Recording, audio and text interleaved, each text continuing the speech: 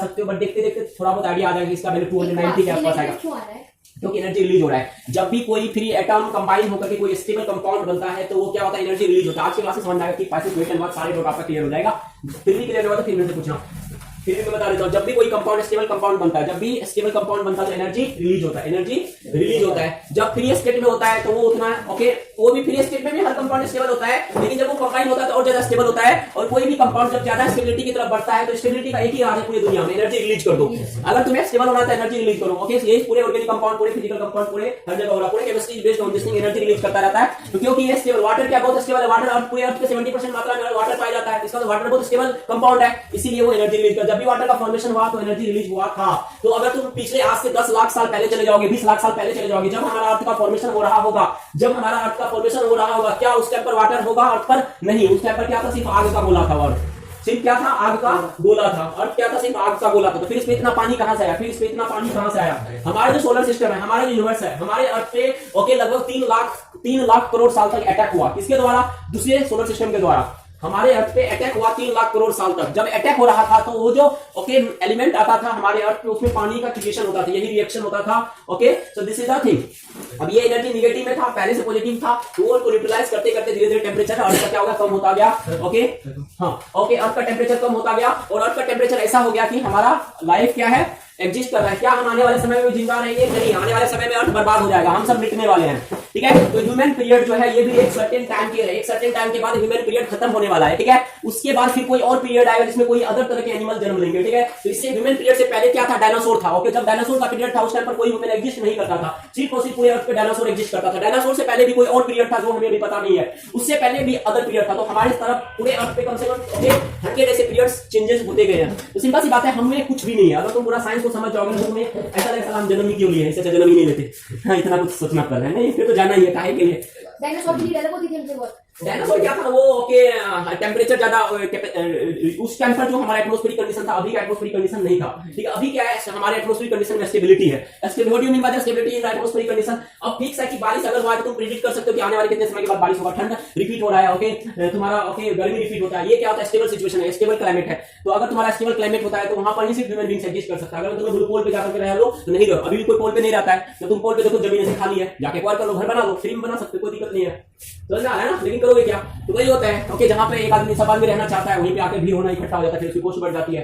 Okay, अभी for example क्या है, अभी मान लो अल्फाटो में सब कोई आना चाह रहा है, इसलिए महंगा है। अल्फाटो 10 किलोमीटर चले जाओ, इससे सस्ता हो जाएगा, आने वाले समय लोग वहां जाने लगे, वो भी महंगा हो जाएगा। तो ग्लेशियर क्या अभी पूरा खाली है, नॉर्थ पोल साउथ पोल पे अभी कोई एक भी लोग नहीं रहता है। तो पूरा अर्थ का 75% जमीन तो अभी भी खाली है। दिमाग है तो यूज करो, तुम अपना दिमाग लगा सकते हो, कोई नहीं रोकेगा तुम्हें परमिशन के साथ। अभी भी अर्थ का हम 22% रिसोर्सेज तो यूज कर पा रहे हैं, 22% रिसोर्सेज हमें पता है अवेलेबल है, 22% का 0.001% रिसोर्सेज अभी हम यूज कर पा रहे हैं।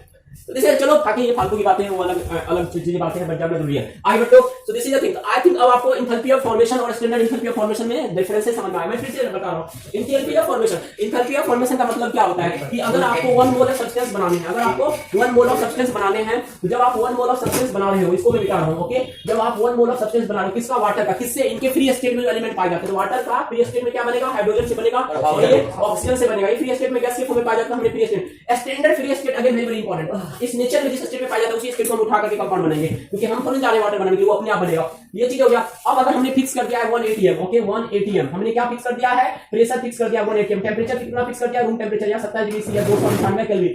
तो इस पर जो हमारा स्टैंडर्ड वैल्यू होता है वो फिक्स होता है, और वो वैल्यू होता है delta okay F of h not जो आएगा माइनस का 291.82 kilo joule mole inverse water के लिए। तो ये हमारा स्टैंडर्ड एंथैल्पी ऑफ फॉर्मेशन है। मतलब 1 मोल अगर तुम वाटर बनाओगे तो इतना ओके एंथैल्पी रिलीज होगा, okay 291.82 kilo joule mole inverse. अब देखो ऐसे हम बहुत सारे रिएक्शन करेंगे।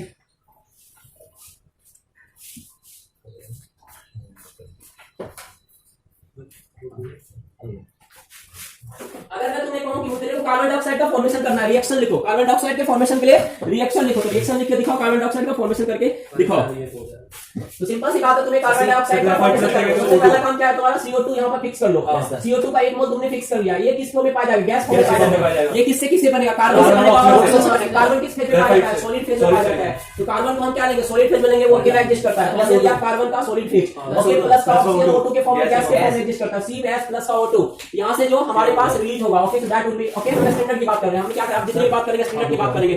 जितने भी बात करेंगे अगर स्टैंडर्ड की बात करें तो स्टैंडर्ड की बात करें delta F of H not, delta F of H not, और ये जो हमारे पास वैल्यू आ जाएगा दैट इज माइनस का 393.5, delta F of H naught minus का 393.5 kilo joule mole inverse, minus का 393.5 kilo joule mole inverse. Okay, तो standard enthalpy of formation of carbon dioxide is minus का 393.5 kilo joule mole inverse, standard enthalpy of formation of carbon dioxide minus का 393.5 kilo joule mole inverse. Okay, standard enthalpy of formation of water is okay minus का 291.8 kilo joule mole inverse. अगर मैं तुम्हें यहां से कोई question पूछूं ये फॉर्मेशन ज्यादा स्टेबल है, ये फॉर्मेशन ज्यादा स्टेबल, ये दोनों में ज्यादा फॉर्मेशन कौन सा स्टेबल है, ये फॉर्मेशन ज्यादा स्टेबल है, इसका मतलब CO2 वाला। ओके, तो जिसमें जितनी नेगेटिव वैल्यूज होगी, जितने जिसमें जितनी नेगेटिव वैल्यू होगी वो फॉर्मेशन वो उतना ज्यादा स्टेबल होगा। ठीक है, ये सबसे ज्यादा एनर्जी यूज करी, हाँ उतनी सबसे ज्यादा एनर्जी लूज करी। ठीक है, तो this is the thing, this is the thing. Okay, उसी तरह से अगर मैं कहूं कि तुम्हें C2H5OH ओके इथेनॉल को बना के दिखाओ, इथेनॉल का फॉर्मेशन करो और रिएक्शन लिखो पहले, तो C2H5OH इथेनॉल का फॉर्मेशन करो, इथेनॉल का फॉर्मेशन करो, इथेनॉल का। तो हमें क्या करना है C2H5OH इथेनॉल किस फॉर्म में पाया जाएगा, लिक्विड के फेज में पाया जाएगा। ये हमारा होगा C2H5OH, C2H5OH के लिए हमें क्या लेना पड़ेगा, कार्बन सॉलिड के फेज में लाना पड़ेगा, कार्बन हमने सॉलिड के फेज में लिया, प्लस का हाइड्रोजन किस फेज में लेगा, H2 के फेज में लेंगे, जो क्या होगा गैस के फेज में होगा, प्लस का क्या लेना पड़ेगा O2 जो भी गैस के फेज में होगा। कार्बन अपन को कितना चाहिए 2 चाहिए, 2 हमने लिया, हाइड्रोजन कितना चाहिए हमें 5 चाहिए, तो अपन ने क्या करके यहाँ पर 5/2 कर दिया, सही करा मैंने क्या, ओके, और O2 नहीं गलत करा ना, हाइड्रोजन कितने चाहिए 6 चाहिए ना, यहाँ पर कितने हो गए 3 होगा ना, 3H2, O2 अपन को कितना चाहिए 1 चाहिए, O1 चाहिए, यहाँ पर क्या करा, हाँ कुछ भी नहीं करेंगे बाकी इसको फेंक, तुम ये रैशनलाइज करने की कोशिश मत करना, ओके, फ्रैक्शन को रिमूव कराने की कोशिश मत करना, गलत हो जाएगा, क्योंकि हमें हर हालत में यहाँ पर 1 ही फिक्स करना है, हमें यहाँ पर 1 ही फिक्स करना है।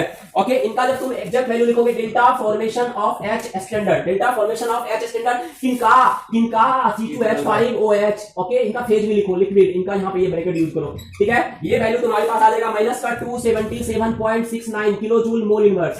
ओके, माइनस का 277.69 kilo joule mole inverse, minus का 277.69 किलो जूल मोल इनवर्स। तो ये रिएक्शन आपको लिखने के लिए आना चाहिए, ये रिएक्शन अगर आपको लिखने के लिए आ गया, अगर आज की क्लास की रिएक्शन आपको लिखने के लिए आ गया तो थर्मोकेमिस्ट्री का एक भी क्वेश्चन नहीं छूटेगा। बोर्ड के जो बच्चे 11th वाले उनके थर्मोकेमिस्ट्री से 2 क्वेश्चन फिक्स होता है स्कूल एग्जाम में, और बाकी नीट में इतने क्वेश्चन आते हैं थर्मोकेमिस्ट्री के, पूछो मत। ओके, और आईटी में अच्छे क्वेश्चन आते हैं जो मैं संडे को कराऊंगा। तो दिस इज द वैल्यू याद नहीं जी, मैंने पहले आप क्लास ले सकते क्या, मैंने बता दिया कि वैल्यू याद नहीं करना, वैल्यू सिर्फ देखते चलना है, क्वेश्चन में वैल्यू दिया हुआ रहता है, मैं इसलिए लिख रहा हूं कि आपको फीलिंग ज्यादा से ज्यादा आ पाए, आप फील कर पाओ क्वेश्चन को। तो दिस इज द सिर्फ आपको प्लस माइनस एक्स में डिफाइन करने के लिए आना चाहिए। अच्छा, आप एक बात इतना तो आपको समझ में आ रहा है, वैल्यू देखते देखते एक अप्रोक्स लगा सकते हो ना, अगर आप इनके जगह पे प्लस का 270 में लिख के आओगे तो वो भी सही है, बोर्ड एग्जाम में वो 1.1 मार्क्स भी निकाल सकता है। क्लियर है ना, क्योंकि आप इतना आइडिया है, आप सही कह रहे हो ना, आप गलत क्या कह रहे हो, माइनस का 270 भी कर रहे हो, साइन इंपॉर्टेंट है, आपको पता होना माइनस प्लस कहां, अगर आप 250 में लिखते हो तो भी सही है, अगर आप 240 में लिखते हो तो भी सही है, एक अगर आप 320 में लिखते हो तो वो भी सही है। क्लियर, एक अप्रॉक्स डेटा हमें लिखना प्रेजेंट करना है, ठीक है ना, हमें डेटा थोड़ा रटना है, बैठ करके सारे रिएक्शन का।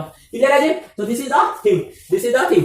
अगर मैं तुम्हें कहूं CH4 का फॉर्मेशन करके दिखाओ, CH4 का फॉर्मेशन करके दिखाओ, CH4 का एंथैल्पी ऑफ फॉर्मेशन रिएक्शन लिख के दिखाओगे, तो सिंपल सी बात है, फटाफट सबको करो, सबका हाथ चलना चाहिए। तो अपन का क्या है CH4 है, तो CH4 किस फेज में पाया जाता है, गैस फेज में पाया जाता है, CH4 गैस फेज में पाया जाता है, कितने मोल है 1 मोल है, अपन को वहां कोई चेंज नहीं करा, हमने कार्बन को सॉलिड करा और क्या करा, क्या होता है गैस होता है, यहां पर क्या करा 2H2 करा, सही हुआ, इतना सबको आना चाहिए, इतना सबको आना चाहिए। उसके बाद delta of formation of H0 या बॉडी बार, ओके, किसका CH4 किसका गैस फेज में, ये माइनस का 74, ओके माइनस का 74.81, माइनस का 74.81 kilo joule mole inverse, minus का 74.81 kilo joule mole inverse, minus का 70 हाँ निगेटिव जितनी ज्यादा होगी वो उतनी स्टेबल है, ठीक है, बट हर जगह हम कंपेरिजन नहीं करते, वो अलग बात है, सबकी फीचर सबकी अलग अलग पैरामीटर है, कोई एक टॉपिक में कुछ होता है, कोई दूसरे टॉपिक में कुछ होता है, यहाँ पे से कहेंगे मीथेनॉल से कहेंगे नीचे वो अल्कोहल है, दोनों मिला इसको कंपेयर नहीं करेंगे, इसको कंपेयर नहीं करेंगे, ठीक है, हर जगह हम कंपेरिजन करना स्टार्ट करेंगे, ये इनका अपना अलग है, उनका अपना अलग है।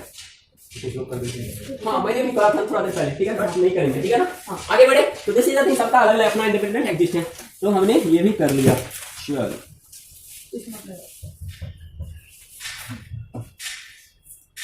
सर जो बिल्कुल फर्स्ट वाली कराई आपने H2O वाले, उसमें डेटा F0 में लगेगा H0। हाँ जब हम ओके जो हमने पहले लिखा वो नहीं तब नहीं लिखे, तब नहीं लगेगा, इसमें मैं काट दिया था, ये गलत है। ओके ये यहाँ पे लिख करके काटना है, समझाने के लिए उसको किया हूँ, ठीक है ना। तो दिस इज द थिंग। अच्छा अगर हम कहे okay delta reaction of H0, delta reaction of H0, एक इक्वेशन लिखता हूँ, उसको ध्यान से लिखना। अच्छा, इंथैल्पी ऑफ फॉर्मेशन और स्टैंडर्ड इंथैल्पी ऑफ फॉर्मेशन सब तो समझ में आ गया, कुछ भी नहीं है, बहुत आसान है। अगर मैं कहूं कि delta reaction of H not, okay, तो इसको हम अगर कहते हैं, इसको अगर हम कहते हैं कि सम ऑफ, ये क्या रिएक्शन का स्टैंडर्ड वैल्यू, रिएक्शन का स्टैंडर्ड वैल्यू, रिएक्शन का स्टैंडर्ड वैल्यू मतलब sum of, okay, standard enthalpy, sum of standard enthalpy, sum of standard enthalpy of formation of product minus sum of standard enthalpy of formation of reactant तो इसी को हम क्या लिख सकते हैं, delta R of H naught is equal to summation of delta, okay, of, okay, formation of H naught of product minus, okay, summation of delta of, okay, formation of H naught of reactant, okay.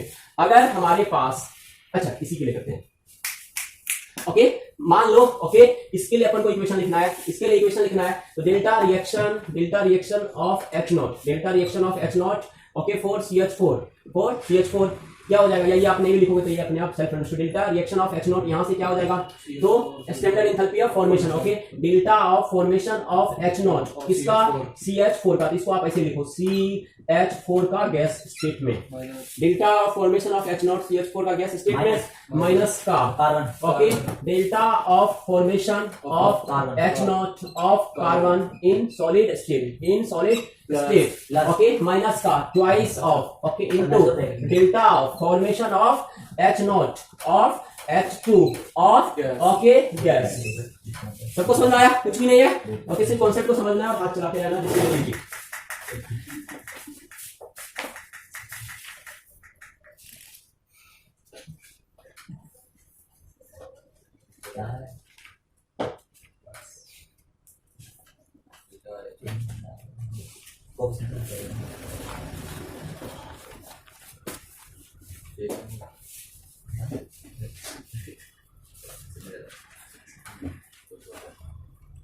Okay, अब next heading डालते हैं हम, enthalpy of combustion.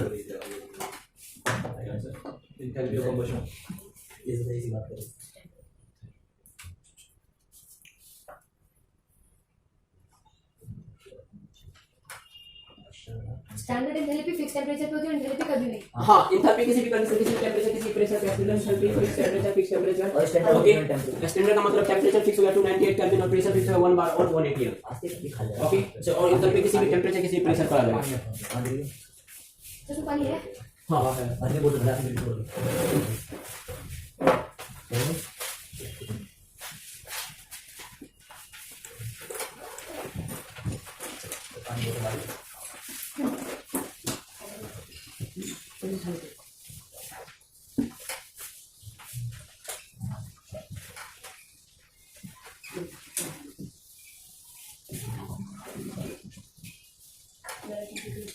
Enthalpy of combustion का मतलब होता है, कि हमारे पास 1 मोल कोई सब्सटेंस है, 1 मोल सब्सटेंस को हम कंबशन करेंगे ऑक्सीजन के प्रेजेंस में, 1 मोल सब्सटेंस का हम कंबशन करेंगे ऑक्सीजन के प्रेजेंस में। तो जैसे